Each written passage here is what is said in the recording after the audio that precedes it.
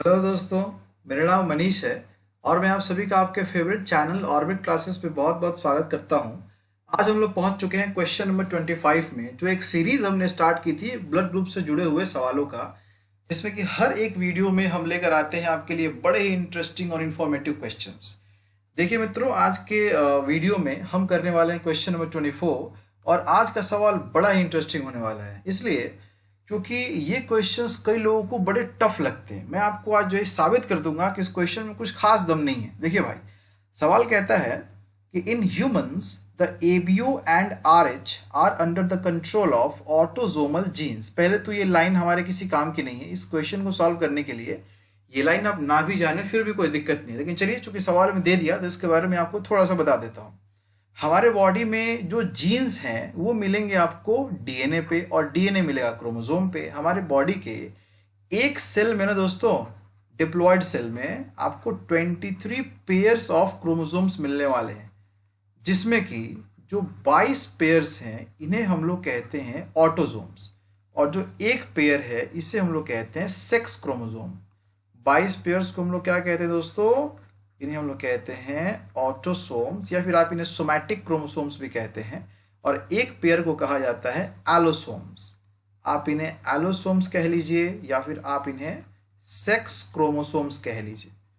अब दोस्तों, ये जो ये सेक्स क्रोमोसोम्स है ना, यहाँ पे ये या तो एक्स क्रोमोसोम हो सकता है मित्रों, या फिर ये वाई क्रोमोसोम हो सकता है। लेकिन जो ऑटोजोम्स हैं, ऑटोजोम्स पे जो जीन्स मिलेंगे वो हम कहेंगे कि ये जीन जो है ये ऑटोजोमल जीन है, और जो हमें सेक्स क्रोमोसोम पे जीन मिलेगा हम बोलेंगे कि ये एलोजोमल जीन है। तो सवाल ने खुद ही कहा कि जो एबीओ ब्लड ग्रुपिंग का सिस्टम है और जो आरएच ब्लड ग्रुपिंग का सिस्टम है, इसके जीन्स हमें मिल रहे हैं ऑटोजोम्स पे। अब आप जरा मेरे को बताओ, अगर ये मेरे को ना ही बताया होता तो इस सवाल में क्या ही फर्क पड़ गया होता? कोई बात नहीं, चलो बता दी, अच्छी बात है। अब लगे हाथ में आपको दो बातें और बता दूं कि हमारे बॉडी में जो ब्लड ग्रुपिंग के सिस्टम है, ये ब्लड ग्रुपिंग की सिस्टम वैसे तो कई प्रकार की होती है, लेकिन हमारे लिए दो सिस्टम्स जानने बहुत ज़रूरी है। पहला जो एबीओ ब्लड ग्रुपिंग का सिस्टम है, और दूसरा जो आरएच सिस्टम है। और इस सवाल को सॉल्व करने के लिए आपको दोनों के इनहेरिटेंस पैटर्न की जानकारी होनी चाहिए। अगर आपको इसकी जानकारी नहीं है तो इस सवाल में आपको बड़ी तकलीफ होने वाली है। तो मैं आपको सजेस्ट करूंगा कि इन दोनों ही सिस्टम्स के बारे में मैंने अलग से जो है एक वीडियो बना रखा है, आप जाएं और उस वीडियो को पहले देखें और वापस इस वीडियो पे आएं। चलिए भाई, अब सवाल को हम लोग कंटिन्यू करते हैं। मैं फिर से कह रहा हूं, आपको इनहेरिटेंस पैटर्न पहले से आना चाहिए, तभी आपको ये सवाल समझ में आएगा। ये कह रहा है कि two parents who are both type A positive, मतलब कि दोस्तों ये कह रहा है कि जो पेरेंट्स हैं ये दोनों ही ए पॉजिटिव हैं। और एक और बात कही गई है कि इनके द्वारा एक जो चाइल्ड का जन्म हुआ है, एक बच्चे का जो जन्म हुआ है, उसका ब्लड ग्रुप है ओ नेगेटिव। मैं ये बिल्कुल नहीं कह रहा हूँ, या फिर ये सवाल बिल्कुल नहीं कह रहा है कि इनका एक ही बच्चा होगा, नहीं, हो सकता है और भी हो, लेकिन एक का जो है वो ब्लड ग्रुप था ओ नेगेटिव। अब इससे हम लोग क्या क्या कंक्लूजन विड्रॉ कर सकते हैं वो पहले जरा जानते हैं, उसके बाद वापस हम लोग सवाल पे आते हैं। अगर आप गौर कर पा रहे हो दोस्तों, तो यहाँ पे हमारे पास ब्लड ग्रुप में ए भी दिया हुआ है और पॉजिटिव भी दिया हुआ है। कहने का मतलब ये है कि ये जो है वो पेरेंट्स के या ऑफस्प्रिंग के दोनों ही ब्लड ग्रुपिंग सिस्टम को जानना चाहते हैं, या फिर कह लो कि बताना चाहते हैं। तो हम भी उन दोनों को अलग लिखते आ जाओ। एक तरफ हम लोग बात करेंगे एबीओ ब्लड ग्रुपिंग सिस्टम की, और एक तरफ हम लोग बात करेंगे आरएच सिस्टम की। चलो ठीक है, तो पहले बात कर लेते हैं हम लोग एबीओ की। एबीओ की बात करें तो एक तरफ ले लेते हैं हम लोग पिताजी को, और एक तरफ हम लोग ले लेते हैं मित्रों इनके माताजी को, मतलब इनके वाइफ को लेंगे, जो बच्चा होगा उनके माताजी हैं ये। तो फादर और मदर, इन्होंने कहा कि दोनों के जो ब्लड ग्रुप्स हैं वो है ब्लड ग्रुप ए। अब यहाँ पे हो सकता है कि आपको एक प्रॉब्लम अराइज हो जाए, क्योंकि ब्लड ग्रुप ए का मतलब होता है मित्रों जीनोटाइप आई ए भी हो सकता है, लेकिन आप ज़रा सोचो, जीनोटाइप आई ओ भी तो हो सकता है। ठीक उसी प्रकार जो माता जी हैं इनका भी ब्लड ग्रुप ए ही बताया जा रहा है, तो सेम केस यहाँ भी हो सकता है। इनका जीनोटाइप भी या तो आई ए होगा या फिर आई ओ होगा। तो ऐसे केस में हम क्या करें? हम इनका जो है ये आई ए माने या फिर आई ओ माने। तो इसका जवाब भी सवाल खुद देता है दोस्तों। ये कह रहा है कि जो ये बच्चा है, जो इनसे एक बच्चा हुआ, उसका ब्लड ग्रुप है ओ, और ओ का मतलब क्या होता है मित्रों? ओ का मतलब जीनोटाइप, बोलो भाई। ओ का जीनोटाइप हो गया आई ओ। मतलब कि जो इनसे एक चाइल्ड प्रोड्यूस हुआ जिसका कि ब्लड ग्रुप है ओ, इसका जीनोटाइप है आई ओ। अब आप जरा सोचो कि अगर बच्चे का जीनोटाइप आई ओ है, मतलब पक्का एक अलील तो आया होगा इनके पिताजी के तरफ से और एक अलील आया होगा इनके माताजी के तरफ से।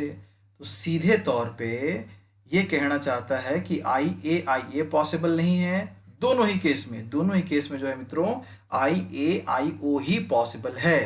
तो इतना जो है इंफॉर्मेशन आपको बस इसलिए दिया गया था कि आप जान पाए कि इनका जीनोटाइप क्या है। तो हमें पता चल गया। अब इनको हम जरा हटा देते हैं, इंसानों की फितरत है, काम खत्म, तो फिर उनको हटा दिया जाता है। चलिए हम भी उस फितरत को आगे बढ़ाएंगे। अब आरएच सिस्टम की बात करते हैं। आरएच में क्या है, फिर से हम लोग वही काम करेंगे। एक तरफ हम लोग लेंगे पिताजी को और एक तरफ हम लोग लेंगे माताजी को। अब पिताजी का ब्लड ग्रुप जो है, अब ध्यान समझो, यहाँ पे बोला गया था कि पिताजी और माताजी दोनों का ही आरएच फैक्टर का ब्लड ग्रुपिंग देखें तो पॉजिटिव है। और पॉजिटिव का मतलब क्या है? पॉजिटिव का मतलब होता है दोस्तों, पॉजिटिव का मतलब मैं फिर से कह रहा हूँ आपको, आपको इसकी जेनेटिक्स आनी चाहिए। पॉजिटिव का मतलब होता है कि अगर हम लोग इसका जीन डी कंसिडर करें तो हो सकता है कैपिटल डी भी हो जाए या फिर कैपिटल डी स्मॉल डी भी हो जाए। और बोला जा रहा है कि माता जी का भी जो जीनोटाइप है ये भी पॉजिटिव ही है। तो ऐसे केस में हो सकता है कि इनका जो जीनोटाइप है वो कैपिटल डी हो या फिर कैपिटल डी स्मॉल डी हो। सेम प्रॉब्लम यहाँ भी अराइज हो गया भाई। क्या प्रॉब्लम अराइज हुआ कि अब हम दोनों में से क्या माने, होमोजाइगस माने कि हेट्रोजाइगस माने? फिर से वही बात, सवाल ने हमें इसका भी जवाब दिया हुआ है। सवाल ने हमको बोला कि जो एक बच्चा था ना इनका, जो कुछ देर पहले था, वही वाला है, नया नहीं है, पुराना वाला ही है। उसका जो जीनोटाइप है वो नेगेटिव है। अब सोचो जरा भाई, अब अगर बच्चे का जीनोटाइप नेगेटिव है, अब नेगेटिव का जीनोटाइप होता है स्मॉल डी। अब अगर स्मॉल डी है तो पक्का एक जो है अलील आया होगा इनके पिताजी के तरफ से और एक अलील आया होगा इनके माताजी के तरफ से। मतलब कि यहाँ भी ये कहता है कि ये कैपिटल डी पॉसिबल नहीं है, क्योंकि बेचारे को स्मॉल डी आना है ना बच्चे में, और माताजी में भी ये पॉसिबल नहीं है। फिर से बात, हमारे पास हमारा काम तो हो गया है। अब जब काम हो गया है तो जरा इनको हम लोग साइड कर दें, बच्चे को साइड कर दें, माता पिता को अकेले छोड़ देते हैं हम लोग। चलिए ठीक है, अब सवाल सुनते हैं भाई। सवाल ने हमसे क्या कहा? सवाल ने हमसे कहा कि what is the probability that their next child will be type O positive. मतलब कि अब हो सकता है ये बच्चा थोड़ा बड़ा हो गया होगा तो अब ये दूसरे बच्चा प्लान कर रहे हैं। ये कह रहे हैं कि अब क्या प्रोबेबिलिटी है कि जो अगला चाइल्ड होगा वो ओ पॉजिटिव होगा। बड़ा फिक्र है इनको कि अगला चाइल्ड जो होगा वो ओ पॉजिटिव होगा, क्या उसकी प्रोबेबिलिटी है। चलो चेक कर लेते हैं प्रोबेबिलिटी। अब चलो भाई, इसके लिए हमें ना गैमेट्स बनाने पड़ेंगे, फिर गैमेट्स बनाएंगे, फिर हम लोग देखेंगे क्या क्या पॉसिबिलिटीज हैं। चलो करते हैं, इतना मेहनत तो हम लोग कर ही सकते हैं इनके लिए। फादर दो प्रकार के गैमेट्स बना सकते हैं, या तो ये आई ए बनाएंगे या तो ये आई ओ बनाएंगे। माता जी भी दो प्रकार के गैमेट्स बना सकती हैं, या तो आई ए बनाएंगी या फिर आई ओ बनाएंगी। और जब फर्टिलाइजेशन की बारी आएगी तो उसमें भी हमारे पास जो है दोस्तों 4 केसेस बनेंगे। हो सकता है कि फादर का आई ए मदर के आई ए से फर्टिलाइज करे, तो जीनोटाइप मिलेगा वो मिलेगा आई ए, और जो ब्लड ग्रुप मिलेगा वो ब्लड ग्रुप होगा ब्लड ग्रुप ए। और दूसरा केस हो सकता है मित्रों कि फादर का आई ए मदर के आई ओ से फर्टिलाइज कर जाए, तो जीनोटाइप मिलेगा आई ओ, मतलब कि ब्लड ग्रुप हो जाएगा ए। तीसरा केस पॉसिबल है मित्रों कि फादर का आई ओ मदर के आई ए से फर्टिलाइज करे, तो जीनोटाइप हो जाएगा आई ओ और ब्लड ग्रुप फिर से हो जाएगा। और आखिरी, चौथा और आखिरी केस हो सकता है कि फादर का आई ओ मदर के आई ओ से फर्टिलाइज कर जाए, तो ऐसे केस में हमें जो ब्लड ग्रुप मिलने वाला है वो मिलने वाला है ओ। अब यहाँ पे जरा आप मेरे को बताओ दोस्तों कि क्या यहाँ पे पॉसिबिलिटी है या क्या प्रोबेबिलिटी है कि ये ब्लड ग्रुप ओ हो जाए।